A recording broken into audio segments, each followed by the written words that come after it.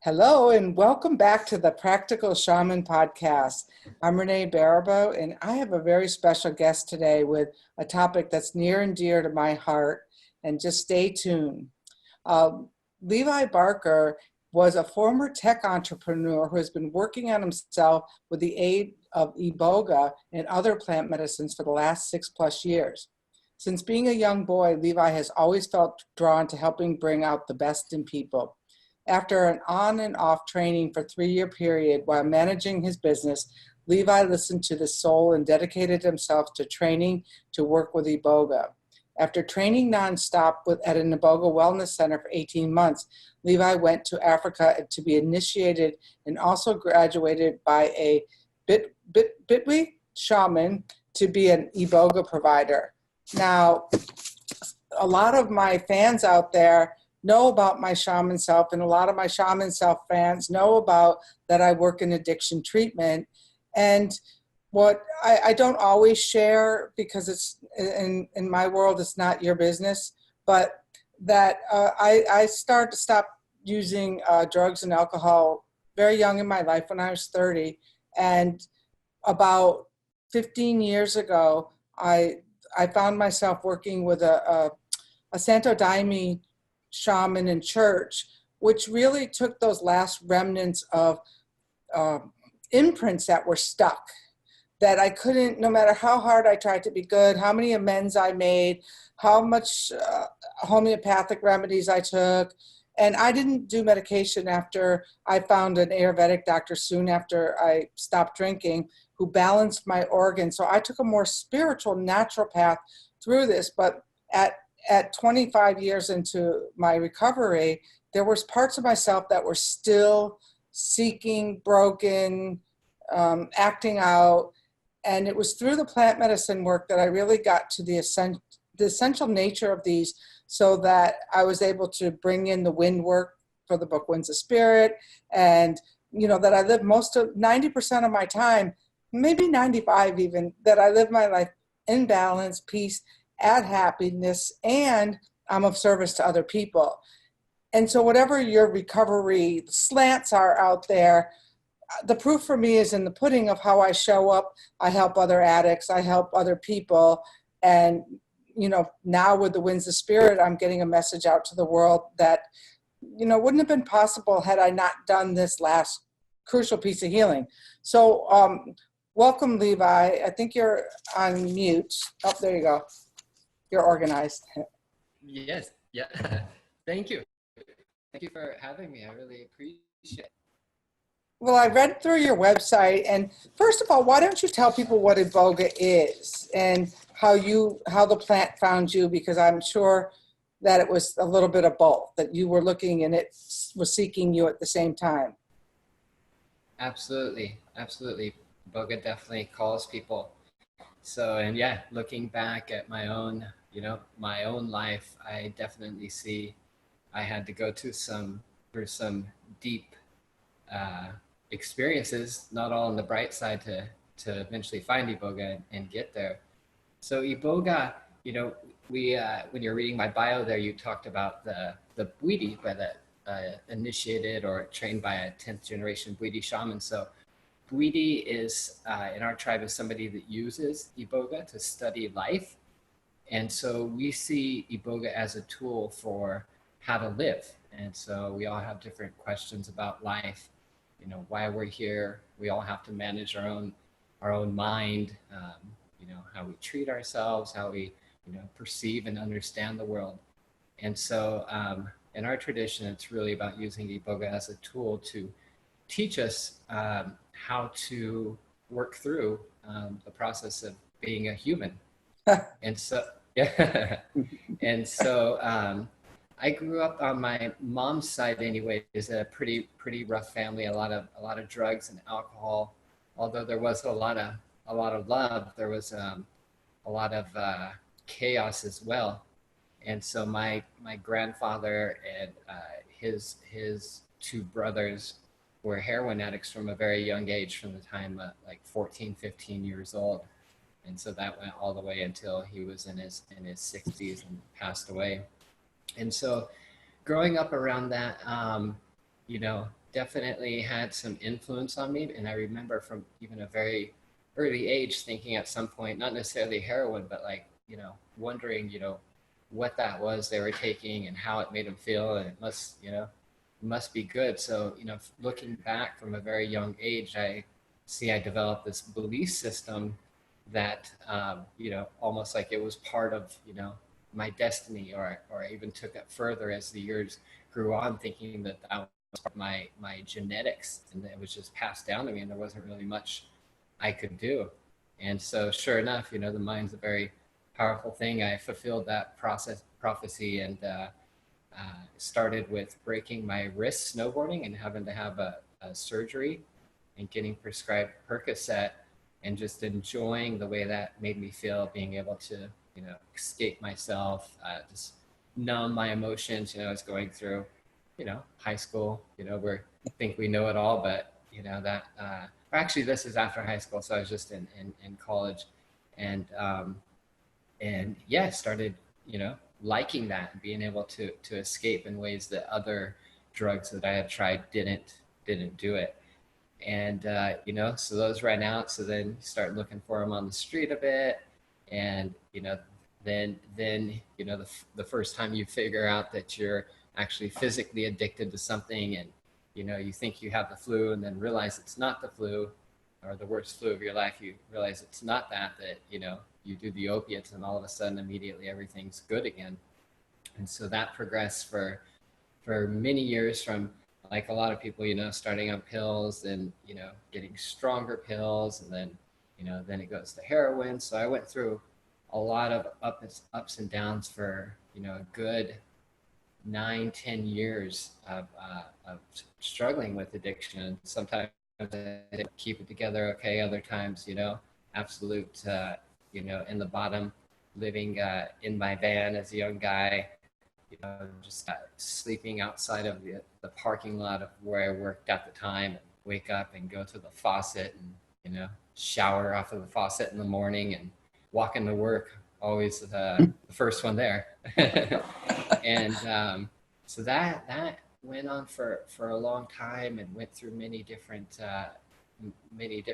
periods of just ups and downs. And at one point I asked a friend of mine, who just a very dear friend even to this day, if there was something that could help with the opiates, the hard opiates that were so hard to get off of. And he mentioned Iboga. And when I heard Iboga, I knew immediately there was something there for me. And he has, you know, probably at least one, he probably has a little bit of, you know, almost any psychoactive plant medicine you could imagine. So he had some, and he sent it to me. And at this time I was living in Nicaragua with my now wife, and ended up doing a home detox, which, if you're listening out there, isn't recommended. Wow. I had to do what I had to do. And so I was, you know, I was at the point where it was just, it had to end. So I was willing to do whatever I could to escape that. And I did. You know, Iboga is one of the only thing in the world that actually will alleviate, you know, to a large degree, you know, 80, 90% of opiate withdrawal symptoms. And so, you know, time still has to pass during that, but you're not there shaking in bed and, you know, throwing up on yourself. And it just really cuts down a lot of those symptoms that are so hard for opiate addicts to get through. And so that I went through that, and but then came out of that, but realized I was really raw. You know, I hadn't felt emotions in so long, and had been shoving them down for so long, that all of a sudden I was feeling again. And especially for opiate addicts, you know, they, you know, after they get done with any sort of detox, it's really, you know, crying a lot, and you know, feel depressed. And so I went through a period of that, even though I was physically clean. And then um, by, you know, by forces of nature, I met our teacher, that's when I started that 10th generation Bwiti shaman, and that's when I started to really even look deeper in myself and what was going on. So did you ever have to use heroin again, or was that your turning point? That was the turning point. That was, yep, never used heroin again. And it wasn't always easy, but I did manage to stay physically clean from the opiates. So you said something, and for my good luck, that one day when I was in cooking school in my 20s in New York, I was riding in a cab, and the girls wouldn't share their heroin with me. And I know now that that was spirit looking out for me to do something that I couldn't do for myself, because I have an older sister who used heroin into her 60s. And so that that this this craving, this craving to get away from ourselves and stuff. But tell me about this withdrawal, or this kind of, so the a bit Iboga relieved the symptoms. Now I understand you're saying that there's a difference between the Iboga and the Ibogaine, which they're working on legalizing in the United States at the moment. But that then you were left sitting there raw. So with that rawness, you were desperate enough to do something, or once the symptoms were gone, you had the possibility of doing something. Yeah, so I was just fresh, almost like I hadn't aged emotionally during Okay. the time of the opiates, where I was almost, was like a little kid still, and just didn't know how to manage, myself, how I viewed the world, and uh, how I looked at myself and perceived the world. And so that was like, starting from scratch. And so for that, Iboga is really an accelerator. Some people may have heard, a night with Iboga is like 10 years of psychotherapy, and it definitely is. So, um, I met our teacher and started doing what we call psycho-spiritual ceremonies with him. And those are, not to detox or anything, but just to go inward and get answers about your life and your direction. And so Iboga really helped me to, redevelop emotionally, almost, breaks you down to a certain degree where you have to rebuild back up. And that rebuilding process is, it really, after Iboga, things that you don't do right for yourself, things that are hurting you, they hit you that much harder. And so, it's really a guide there, whenever you do mess up, which we all do. It's just, it hits you that much harder where you don't want to do it again. And so I had a long process of several years of just integrating, into myself and the teachings of the medicine. And, one thing I'll say with Iboga, it's not something you do a lot of.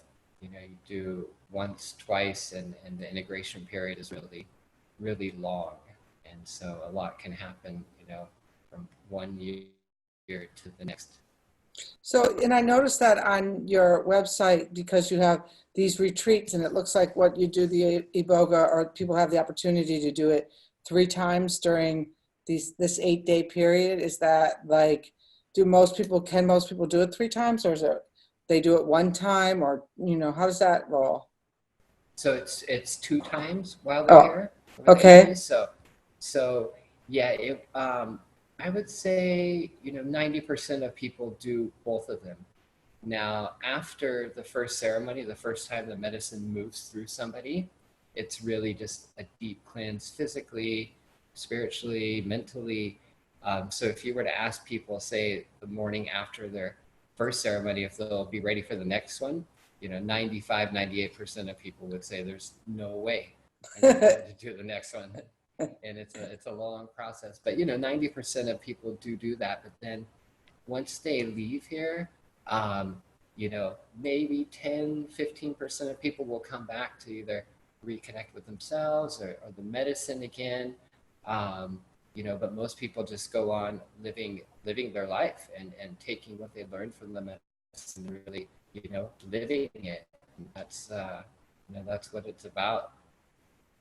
And so Personally, I think that this opioid crisis is one of the biggest spiritual plagues of our modern day time, and it's certainly a way of keeping us disassociated from ourselves and more disassociated from nature and each other. And so, I was reading on your website that says the iboga tends to be have the masculine aspects of the plant, whereas for those of you who don't know anything about it, that he says on their website, it says that they feel that the ayahuasca is the more feminine aspect of the medicine plants. And so I have from experience with the ayahuasca, but not the iboga. So do you find people tend to lean one way or the other? Yeah, so generally I would say it is masculine, although there is very feminine parts to the plant as well. And it can be gentle and caressing and really, you know, uh, keep you in a loving place when that's what's needed. So it depends on what somebody needs. And for a lot of us, we do need a stern, very direct lesson on, hey, this is what needs to change. Here's what you should do. And so, the lessons are more direct in that way, I find. They for the big lessons, yeah, they're gonna be direct. So I would say, yeah, it's a mix of both, but definitely ayahuasca is has a whole lot more feminine to it as well. And I've, gotten a ton out of ayahuasca as well. So I think, with either medicine, you can get what you need to help, grow yourself and get to where you need to go. And what do you make of this? And I look at like that right now. There's this that we're decimating the 20 to 30-year-old male population in this country through, and I know our country more than I know other countries, through the opioid crisis and this failure to launch idea. Although I don't see any experience as bad, but and I don't see it as a failure. I just see it as an experience. But what do you make of this in your generation? Because you're just probably right around that age group. Why do you think that there's so many young men are struggling right now? Hmm. It's a good question. I mean, definitely one of them has to be the access to the opiates and the potency. Whenever, so the whole idea off the opiates and especially the maintenance opiates is to have a lifetime customer. No doubt about it. And so, when the pill mills were happening in Florida, they knew exactly what they were doing. Now the government got in the way, and it's more restricted. But those, a very small percentage of those people stopped doing opiates, and so some of it, we have all these great tools at our disposal in this day and age. A lot of them have to do with technology, but it can also really separate us and also make us really want to compare ourselves to others and what's happening in their lives. It can isolate us. So I definitely see technology as a big one. So we definitely get people here at Iboga Wellness that need a technology detox as well. And they just kind of forgot how to be with themselves, and the constant need to distract themselves. Um, I would say, um, yeah, there's definitely a spiritual crisis within the young people today. There's some great ones that have it together, but I would say a very large group is missing some connection with their own life. I think a big part of that in the West is, we have no more traditions. That's why our tradition of the Bwiti is so beautiful. There's a very clear, distinct process from going, say, into manhood or womanhood. And in the West, we just don't have that. We go through 15, 14, 15, 16 year olds or 16 years, and maybe we have a party or something, but no, there's no defining moment where like, hey, now is when you have to start taking care of yourself. So I think tradition and just a culture of getting as many things as you can, or having the most likes or friends on the internet is almost, the what a lot of young people see as important. And really, kids are more sensitive these days, that's for sure.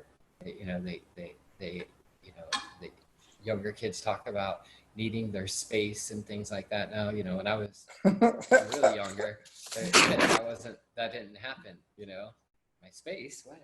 I didn't know I was could even have any. And so, that's what we get. A lot of people that come from that generation here and just have never really connected with themselves. Nobody's sat them down and talked to them about life, and figuring out what's important for them.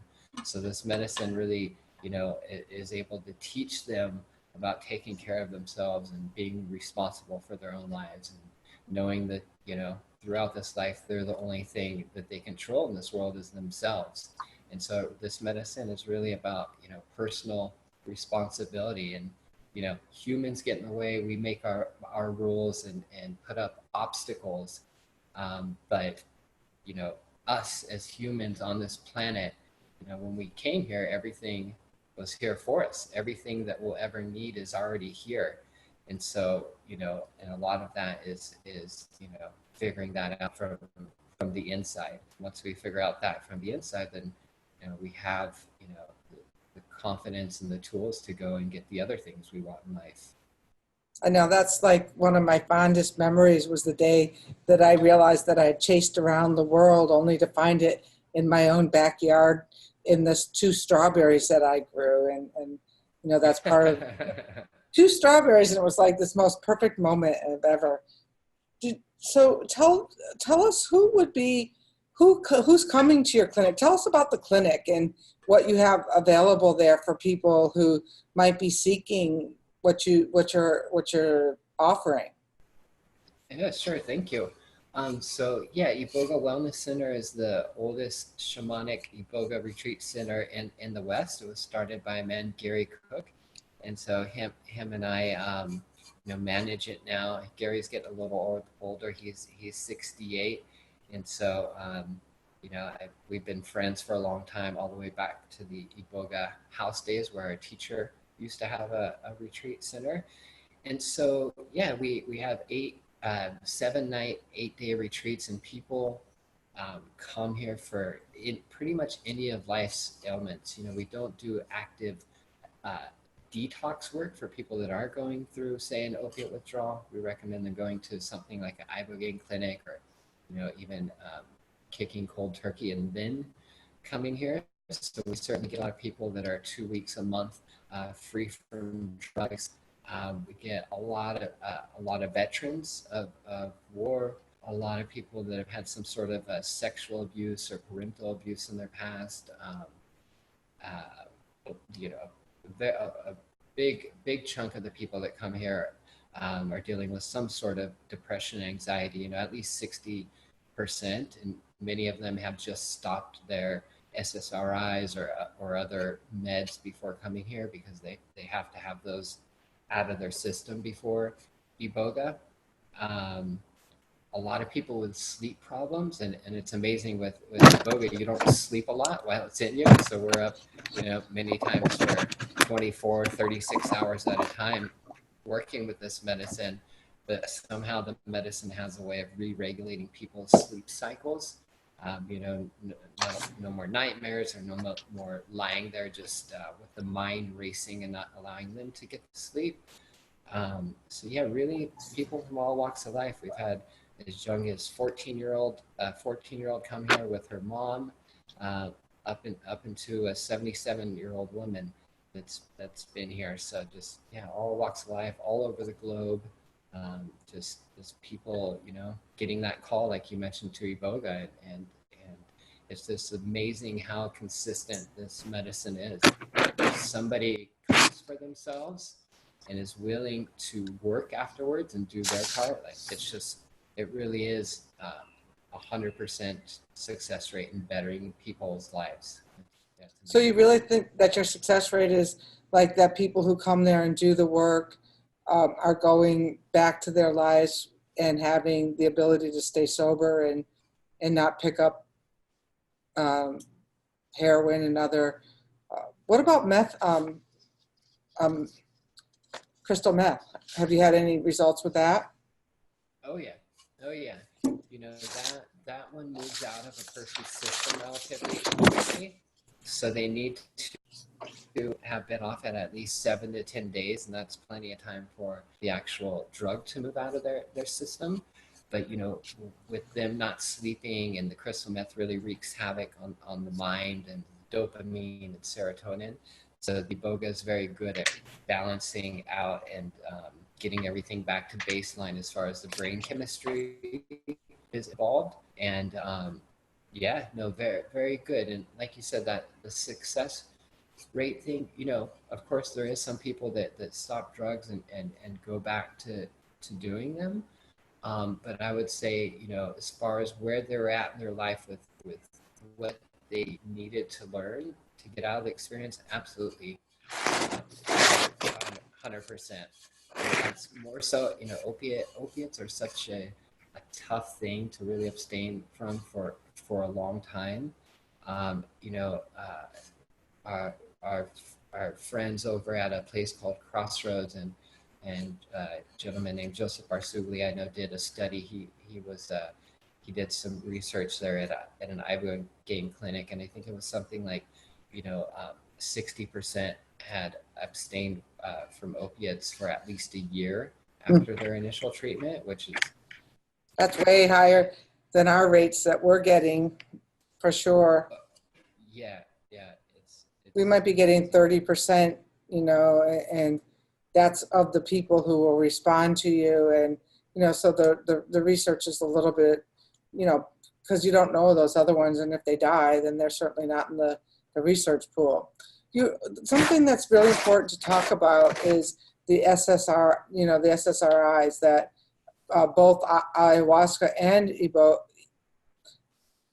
Before we get to those, we can talk about that. What's the difference between the Iboga and the Ibogaine that's going to be licensed here in the United States soon? So Iboga is the full plant. So it's, I believe it's 12 alkaloids that are in the plant. So when they extract ibogaine, it's just the one alkaloid that they're taking out. And you know, for more medical like facilities, the ibogaine clinics are, the doctors like being able to be exact with, you know, however many milligrams of ibogaine exactly, and they dose via body weight. And so I think the ibogaine works through a person's body quicker. So for people that have weak bodies from doing a lot of drugs, it goes in, clears out the drugs, but then gets out and allows them to, you know, get back moving around quicker. So Iboga, you know, obviously coming from a shamanic background, we want to work with the full plant. We know that, you know, within nature, there's certain codes to access, you know, to our own being and connect back to nature. And so we, you know, here we work with the full plant via just ground up root bark that we just grind in a coffee grinder very fine and serve that off a spoon.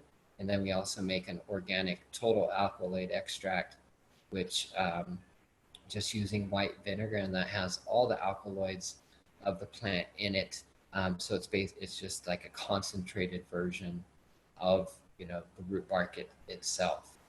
And so that's a lot easier. Sometimes getting those spoonfuls of root bark down can be tough. It's about as tasty as ayahuasca is. So Some people, you know, I used to like those Ayurvedic herbs that I would take, and most people didn't. Did you? So, wow. so I, uh, but I then you do something like the cactus over in Peru, which is really hard to swallow. If you did Oh, you? yeah. So the ibogaine, are they having the same kinds of results, or are they using it more for the detox, or are they using it in conjunction with therapy and other things to keep people clean or, you know, sober? Or Yeah. Absolutely. The primary, most of them are using it for detox, but absolutely, ibogaine can be used for the other, you know, you know, I guess you could say mental ailments that, depression, anxiety, and traumas. Absolutely, both of them can be used. And, I think, we had a psychiatrist that was recently here. I know he's working a bit with full, ibogaine to for some different veterans. And so, yeah, both of them can be used. How does the tribe feel about, um, here we go, now there's something's working, the pharmaceuticals come in, they're going to take the one piece that they think is going to be useful. Is there any pushback from the medicine people on this, or how are they feeling about this? Yeah, so there's a couple angles with that. I think they see it more as a definitely more from a scientific viewpoint. They understand what they're trying to do, although they would probably say that the connections that you get to nature and the spiritual aspects of the medicine might be lost that way. um, and so, but one thing that is good is ibogaine. A lot of it is synthesized from another plant called boakanga, which grows quite a bit bigger and is more prevalent than iboga. So with iboga, it's Gabon's national treasure, and so they're very strict about who has the iboga and where it can go and permissions and things like that. And so I would say on one hand that's good, that more people are making ibogaine out of this Boakanga plant, because just now within the last couple of years, a lot of the Gabonese are realizing that iboga is going to continue growing, so they're starting plantations of it. There's a lot of iboga medicine just deep in the jungles, and it's hard to access for a lot of people. And so, on one hand, that's good. Us being, say, involved with the Bwiti, and we know, when they harvest a plant, they don't kill it. They just cut a couple roots off, and continue to let the plant go. But if everybody was to get ibogaine from iboga, that would be, that could definitely put some stress on the how much of the plant is actually out there. And so, but what's good is, in response to that, a lot of people are starting different plantations of this medicine, similar to what happened with ayahuasca, in the 80s, when it started getting more popular, more people started planting it, and now there's plenty for everybody. Uh, but there's a lot of talk about, and I know a lot of the cultural appropriation talk goes on about, like, should you be doing the Iboga in Central America when it comes from Africa? Should we be having any of these ceremonies in the United States? What's your perspective on that? Yes, so I'm definitely a firm believer in having proper training to work with this medicine. So we have the blessing of our teacher to serve the medicine and have people come here. So I think that's very important. I don't like people that have a couple of yoga sessions and then they say, no, well, I'm going to start serving it now. Like, that can get very dangerous. We've definitely seen things happen during retreat that, if you haven't had a lot of experience, not so much physically where somebody's in trouble physically, but just where they're at, like, you need to know how to manage those situations. And the only way to do that is to really have years of experience with working with the medicine. And Right. so, yeah, we definitely feel the Iboga feels at home here. Funny story of how our teacher, when he chose, because he went from, he had a vision of a woman holding a torch back in Gabon during an Iboga journey. Later figured out that that was the Statue of Liberty, and so he took that as his call to go bring Iboga to the west of the United States. And he lived in the U.S. for several years and really wanted to get to know the culture and how us Westerners thought and what we were dealing with.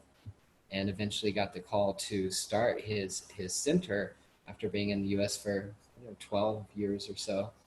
And what he did is he took a globe, he said, and spun it twice, and each time he put his finger down, it was on Costa Rica. And so that's the spot he went. So he felt the medicine was at home here, so that's definitely good enough for us. That's interesting. I have the same experience with the wind work. The winds of spirit, and if I'm out of line, they'll like wind slap me, and they'll get me back in shape. And I can do a number of things and open up the page to the same wind that I was just talking about, or the same thing. So if you listen to, once you are in tune with yourself and you start to listen to the signs, you certainly have access to them all. So tell us. We're kind of running short on time, although is there something that I haven't asked you that you'd like to answer? Oh yeah, good question.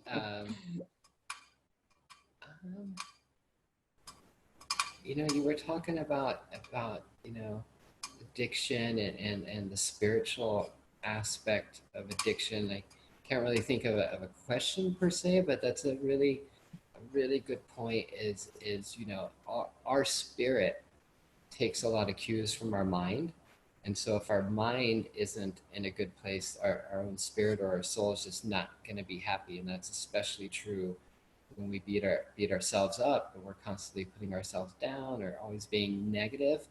And so the medicine is just a really powerful tool for us to see things in a positive light, or in the very least, if it's something that wasn't so good, as a learning experience of what not to do in the future. And so, yeah, what we find with, whether it's addiction or to a degree, everybody that comes here, one of the biggest gifts they can get from this medicine is how to be really aware of their mind and question their own thoughts, and really see the mind as, you know, as a tool that has built up muscles and doing what it does a lot of. And so for many years, it's, a lot of us get into this loop of negative thinking and how we look at the world, and that's just what it does. So the Iboga is just really good at making a distinct separation there from, before and after Iboga, of how you are aware of your thoughts. And so, yeah, it's just, for those addicts and like myself, not being able to deal with my own thoughts, which led to my emotions being out of whack, which led me to making bad decisions. It really does for a lot of people start with their own mind, and how they, how they manage their own mind and what they make their own thoughts mean. Interesting.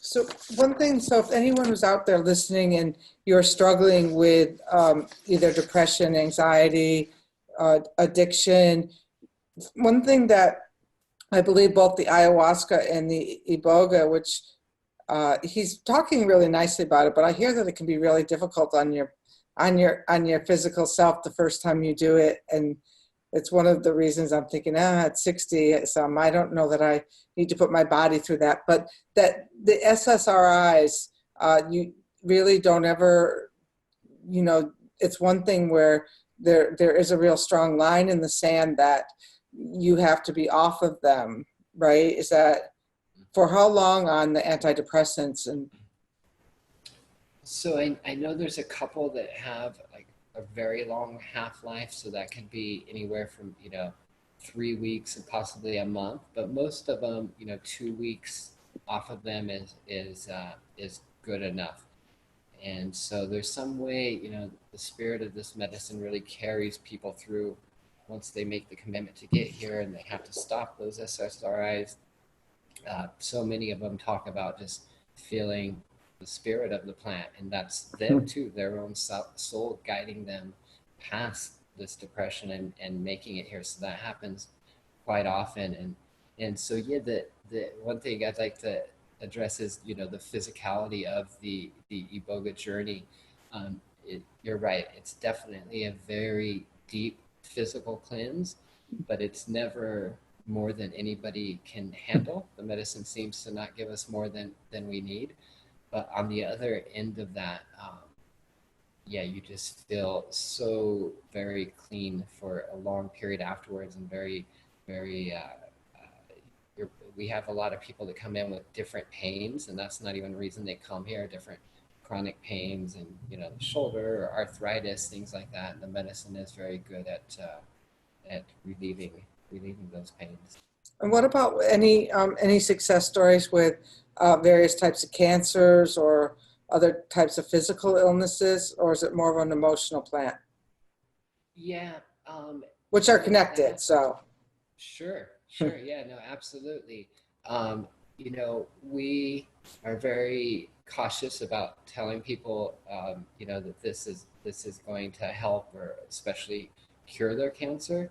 So we try and let them know, like, that's the I wouldn't come here specifically for that. Like you're saying, I would come here to work on the emotional and your energetic self, which there's such strong signals that come from the mind that can, you know, that can bring about disease or also relieve it. That to really look at that. Our teacher, I remember asking him about that. Could you cure cancer? And he said, definitely, but not just with Iboga. Different herbs and things he knows about. If somebody was in Gabon where everything was at, but yeah, we would be cautious about trying to. We definitely wouldn't mislead anybody with that. yeah, and that makes sense. And I had a client with who had 4-stage breast cancer, and she kept saying I had asked her what she needed, and I need you to to cure me. And I was tell her that I could heal with her, and healing doesn't necessarily mean a cure. It might be the end of your journey here, and certainly these plant medicines can help you become more vastly aware of, that this is just a little drop in the bucket anyway, I would imagine, in terms of experience. So tell people how they can find your clinic, and how they could start a conversation if they were thinking that this might be for them or their family members. Yeah, thank you. So yeah, our website is ibogawellness.com. And on there, we have an 800 number for anybody that would like to reach out. And you could also email info@Iboga Wellness, or Levi at Iboga Wellness, Levi at ibogawellness.com. And yeah, we would send you a complete retreat overview of everything that happens during the week, the pricing. There's a couple medical questionnaires on there that very simple, yes, no, fill in a couple descriptions. And yeah, the main thing we're looking for is that people really want to do some good work like this. Just like anything in life, if we've had a couple people that have snuck through the years that their spouse sent them or their parents sent them, you gotta get it together, or we're done. And so they come, they're not doing it for themselves, but they're doing it to save this relationship or something. So that doesn't work. People, if they really need to come for themselves, and if they do that and are open to learning from the medicine, and like you said, willing to do the work afterwards, then this medicine just works so very consistently. But yeah, any questions, feel free to email or call. And yeah, definitely, we definitely don't try and pressure anybody into coming here. We really want people that really want to be here. Well, sometimes I'm sure sometimes those people who think they're only coming for somebody else have an experience where that's healing too, in their own, realization of that as well. So again, I don't think there are any experiences that don't count. Well, what a wonderful place you have. I was looking at the website. If you're curious, you should go look at the website and see how soothing the pictures look, and all of that. And so how how far are you? Like you're right in Costa Rica, or is it like a long drive from the airport, or? Actually, we're really close. We're about 25 minutes from the Liberia airport in Mm-hmm. Guanacaste, which is the Pacific Northwest region. We're at our third location now, which is on a ranch. So we have horses here, and cows and sheep, and monkeys live on the property, and There's a beautiful river that flows behind us, and we have hiking trails. So yeah, the Pacific Northwest region. We're about 15 minutes from a lot of the more beautiful beaches in Costa Rica, which we go to twice during the retreat and just hang out at the beach. And nice thing about Costa Rican beaches is they lined with trees and they have shade, so that's really nice. But yeah, it's a really beautiful property. Just one big house that we're in that I'm in here that has 8 bedrooms, and then my wife and my family have another house that's just on the same property, just right outside here.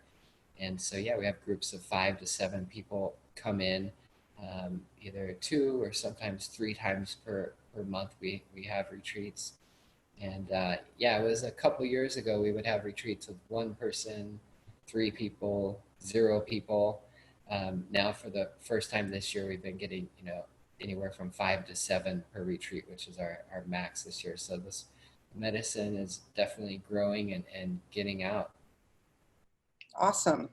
Well, I want to thank you a lot for coming here, and I'll put links in the podcast as well, so people can learn more. And I for one honor the work you're doing, because people need hope and they need to be able to find it in whatever way it works for them. And I always say there's one recovery, but many paths up that mountain. And I think this is a strong contender for something that is working with addicts, depression, and anxiety and trauma. So thank you, Levi. Thank you, Renee. Thank you for having me and spreading the word of Iboga. I Appreciate it. absolutely will, and we'll talk again, I'm sure. Beautiful. Thank you so much. All right.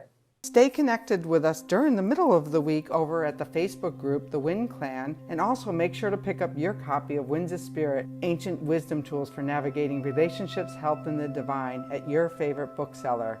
I'm Renee, the Practical Shaman, and until next time, may the blessed winds be with you.